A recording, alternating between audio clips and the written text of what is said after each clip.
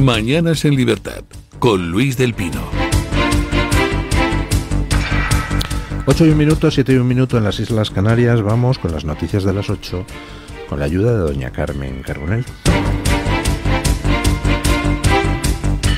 Las tropas de Israel se están desplegando ya en la zona donde se están librando duros combates contra los guerrilleros de Hezbollah. Se trata de enfrentamientos a corta distancia en una franja del sur del Líbano, liderada por el cuerpo de élite del Ejército de Tierra. Según la información de las Fuerzas de Defensa de Israel, 8 soldados habrían muerto en la primera operación terrestre en el Líbano y otros 4 están heridos de gravedad. Según el Líbano, habría ya más de 50 muertos dentro de las milicias de Hezbollah. El gobierno español ha enviado a 2 aviones militares al Líbano para evacuar a las casi 400 personas, a las que se podrían sumar otros nacionales de países extranjeros que no tienen la posibilidad de sacar a su gente de allí. Bueno, pues empiezan los combates terrestres. Israel tiene ya 2 divisiones dentro de las fronteras del Líbano y esas divisiones están entablando combate con los restos de lo que queda de Hezbollah, combates duros. Han muerto como unos 50 terroristas de Hezbollah, pero han muerto también 8 israelíes, 8 soldados israelíes. Tenemos allí a nuestro enviado especial en Israel, sobre el terreno, no en la franja sur del Líbano, sino en Israel, que es don Mario Noya. Buenos días, don Mario Noya. Buenos días, don Luis. Boker Tov. Desde Tel Aviv, Israel ha celebrado con tensa calma la entrada de un nuevo año judío. Ayer se celebró la festividad de Rosh Hashanah. La gente se reúne para cenar con sus seres queridos. Y ayer pues había la lógica tensa calma debido a la situación. Yo en Tel Aviv, por ejemplo, noté más preocupación por los atentados que puedan registrarse en las calles, como el que se cobró el otro día la vida de 8 personas precisamente aquí en Tel Aviv, que por los misiles. La recepcionista del hotel en el que me alojo, por ejemplo, le decía a una compañera de un diario argentino que ella sabe qué hacer en el momento de un bombardeo, pero que evidentemente no sabe cómo resguardarse de un tipo que de repente se ponga a apuñalar gente o a ametrallar gente en la calle. Me dirijo hoy a Haifa, la ciudad más importante de Israel en el norte, a 50 kilómetros de la frontera con el Líbano, para conversar con israelíes que se han visto desplazados precisamente por el conflicto que tiene su país con la organización terrorista Hezbollah, a la que ha diezmado en los últimos días en operaciones militares absolutamente excepcionales el ejército de Israel. Ya le contaré, don Luis, que me cuenta esta gente sobre cómo está siendo su vida como desplazados en su propio país desde la matanza del 7 de octubre, que está permanentemente presente en las calles, con carteles, con anuncios donde se pide que vuelvan los soldados y los civiles secuestrados por la organización terrorista Hamas, que siguen en manos precisamente de esta organización terrorista. Bueno, pues muchísimas gracias, don Mario Noya. Lo dicho, Mario Noya ha ido ahí a Israel a participar en los actos por el aniversario del pogromo del 7 de octubre. Que no se nos olvide nunca cómo se ha iniciado todo esto. Que no se nos olvide nunca que Oriente Medio estaba en paz. Que no se nos olvide nunca que en época de Donald Trump se consiguieron los acuerdos de Abraham, que estaban empezando a normalizar las relaciones de Israel con numerosos países árabes, y que no se nos olvide nunca quién ha iniciado esta nueva fase de inestabilidad, porque antes del 7 de octubre la zona estaba tranquila. El 7 de octubre unos asquerosos asesinos, financiados con el dinero, entre otros, europeo, lanzaron un pogromo contra Israel en el que mataron a más de 1.200 personas, en algunos casos de formas terriblemente crueles, en algunos casos violando a las mujeres. Cogieron más de 1.000 rehenes. Oiga, Israel no había soportado un ataque como este desde la época nazi, desde la Segunda Guerra Mundial. Ahí es donde se inicia todo. A partir de ahí, Israel se empieza a defender. Y todos los amigos de los terroristas de Hamás, todos los amigos de Irán, todos los amigos de los terroristas de Hezbollah, empiezan desde Occidente a tratar de impedir que Israel se defienda. ¿Qué es lo que han hecho siempre? Cada vez que Israel era atacado, luego el esfuerzo de todos los canallas del mundo se dirigía a evitar que Israel respondiera adecuadamente. Pero esta vez han fracasado. Y han fracasado porque se ha movilizado la opinión pública occidental en casi todos los países para tratar de impedir las canalladas de sus dirigentes. Y ha fracasado el intento de generar una ola anti-israelí. Lo que hay es una ola antiterroristas árabes. Lo que hay es una ola de defensa de la dignidad, de la vida y de las víctimas del terrorismo. El próximo día 7, es decir, dentro de 4 días, se conmemorará un año desde que fueran atacados los israelíes de la forma más cruel posible. Todavía siguen más de 100 rehenes en manos de los terroristas de Hamás, y yo pues les pido que el próximo 7 de octubre se unan a las conmemoraciones, o si no pueden, al menos pues que dediquen una oración o un mensaje en las redes a los rehenes que todavía siguen secuestrados, y exijan con tantas personas de todo el mundo que se los libere ya de manera incondicional. Bueno, les traigo precisamente una noticia pues enormemente dura que nos llega desde Gaza. Escuchen. Les contamos ahora que el ejército israelí rescata en Gaza a una niña yazidí siria. La joven fue secuestrada en el año 2014 cuando solo tenía 11 años. En ese momento fue obligada a casarse con un palestino vinculado al Estado Islámico y posteriormente llevada a Gaza, donde fue torturada por la familia de su marido. Durante años ha estado completamente aislada de su familia en la franja de Gaza, controlada por Hamás. La joven rescatada por el ejército israelí está recibiendo tratamiento en un centro estadounidense para posteriormente poder volver con su familia. Esta niña secuestrada, niña yazidí, secuestrada en Siria en 2014. Tenía solo 11 años. La obligan a casarse con un palestino de avanzada edad, la llevan a la franja de Gaza y ahí ha estado pues, realmente en condiciones de esclava sexual desde hace 10 años. Ahora ha sido rescatada por el ejército israelí. ¿Creen ustedes que alguno de los canallas que posturea el feminismo a lo largo del panorama progre occidental saldrá a hablar del caso de la niña yazidí secuestrada con 11 años, convertida en esclava sexual con 11 años, liberada por Israel? Apuestas, ¿a que no? ¿A que seguirán todos estos pintamonas atacando a Israel y defendiendo a los terroristas palestinos? Pues no les quepa ninguna duda. Son gentuza. Gentuza a la que no les importan las mujeres. Gentuza a la que no les importan los homosexuales que son colgados de grúas en Irán. No les importa nada. Lo que les importa es el poder. Y para conseguir el poder saben que tienen que destruir pues lo que es el único valladar ante el poder, que son los sistemas democráticos de libertad y de economía capitalista, que es donde el individuo cuenta. Y precisamente porque el individuo cuenta y porque hay normas, toda esta gentuza no puede llegar al poder.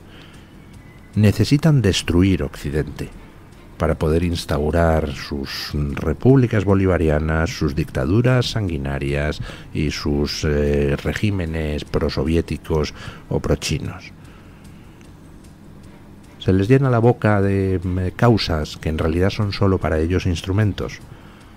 Si no lo fueran, alzarían la voz para condenar que alguien pueda coger a una niña de 11 años para al final terminar convirtiéndola en esclava sexual en Gaza. Pero por supuesto no abrirán su asquerosa boca para condenar este tipo de cosas, ni para agradecerle a Israel que rescate a esta niña. El abogado de David Sánchez justifica su retraso en responder a la juez alegando derecho al ocio y al descanso. El abogado del hermano del presidente del gobierno habría estado disfrutando de unas vacaciones, motivo que esgrime para no haber recurrido los registros policiales de los mails de David Azagra. A comienzos del pasado mes de septiembre solicitó que la UCO destruyera los correos electrónicos del hermano de Sánchez, que habían sido intervenidos durante los registros. El abogado consideraba que el mes de agosto no era hábil a nivel judicial, sin embargo, sí que lo es para la instrucción. Por eso, al haber vencido el periodo de recurso, se da por válida la idoneidad de los 3 registros policiales que la UCO ha practicado en los últimos meses en busca de documentación del hermano de Pedro Sánchez. Vaya. El hermano de Pedro Sánchez, pues todavía continuamos sin conocer muchos detalles sobre sus actividades, pero por lo que conocemos hasta el momento era un señor que cobraba una pasta por tocarse la barriga de la noche a la mañana. Vamos, que le habían enchufado en un chollo como si fuera el nuevo Mozart para dedicarse a sus creaciones artísticas, que en realidad tampoco debían de importarle mucho a nadie, cuando en el Tribunal de Oposiciones le pusieron a 4 militantes socialistas, ninguno de los cuales tenía ningún tipo de conocimiento musical.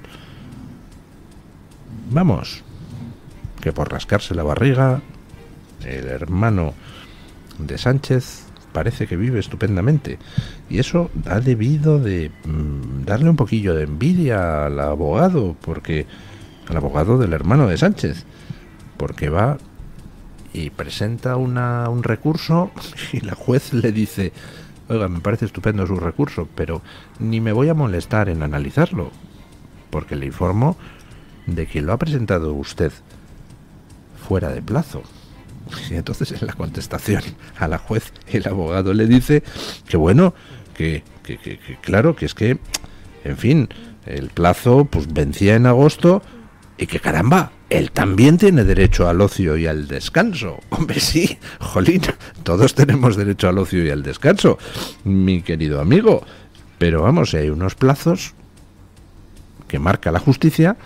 Pues si usted está de vacaciones, yo qué sé, tendrá un sustituto, o le puede decir a un amigo abogado que haga algo, yo qué sé, se tendrá usted que buscar la vida. Pero ¿cómo que tiene derecho al ocio y al descanso? No, mire, la justicia tiene una manera de proceder, y es usted el que se tiene que ajustar a esos plazos que la justicia marca. Sinceramente, no nos importa si estaba usted de vacaciones o no estaba de vacaciones. Había un plazo para recurrir y a usted se le ha pasado. Pues yo qué sé, pues será su problema y el de su cliente, don David Sánchez, hermano de Pedro Sánchez. Ese señor que todavía no sabemos si vivía en Madrid, donde por lo visto logró unas desgravaciones fiscales, o si vivía en Badajoz, donde se supone que tenía su puesto de trabajo, pero por el que tampoco aparecía, o si vivía en Elvas, en Portugal, donde tenía un palacete donde tampoco nadie la ha visto, o si vivía en Tailandia, donde logró, por algún misterioso motivo, empadronarse entrando en el país en un momento donde nadie podía entrar porque estaba la pandemia vigente. A veces me pregunto si existe realmente el hermano de Sánchez. Bueno, sí existe, porque, en fin, algún vídeo le hemos visto con sus creaciones musicales que tan caras nos están saliendo a todos. Al final, pues el problema es ese. No sé si la justicia terminará sentando al hermano de Pedro Sánchez en el banquillo para ser juzgado. No sé si terminará condenado. Pero la imagen que se traslada a la gente es que todo el que rodeaba a Sánchez tenía un chollete.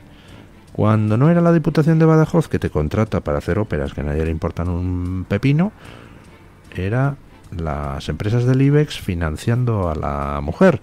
Y cuando no, eran toda una serie de ministerios comprando mascarillas a una empresa. Y cuando no, eran subvenciones a empresarios amigos.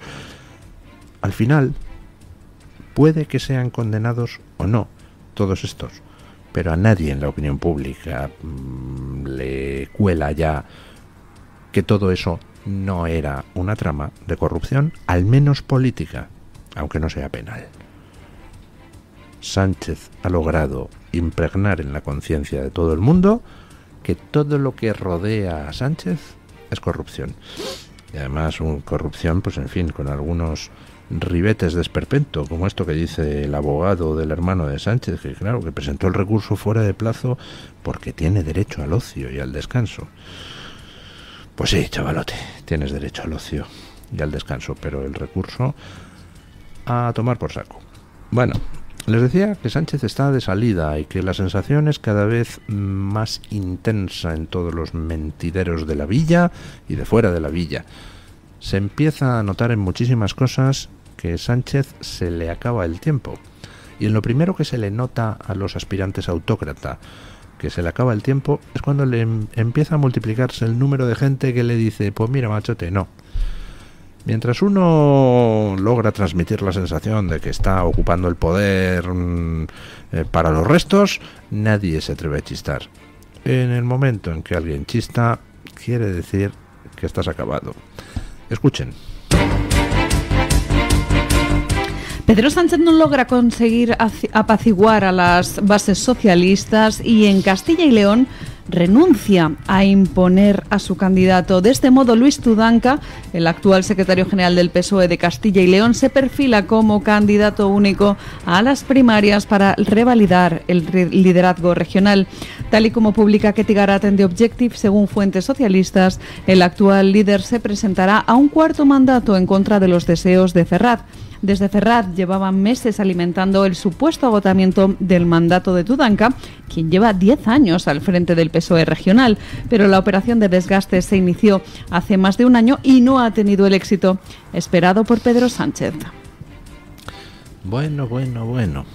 Ya les hemos comentado en días pasados que Pedro Sánchez no va a poder cumplir sus objetivos de cara a ese congreso del Partido Socialista. Intentaba en ese congreso pulirse a los últimos reductos de resistencia en ciertas federaciones socialistas y le está saliendo mal la jugada. El primer sitio donde no va a lograr imponer a su gente ha sido Aragón, donde Pilar Alegría pues no va a poder contar con el beneplácito de los militantes socialistas aragoneses. Huesca está a favor de Sánchez, pero Zaragoza y Teruel no.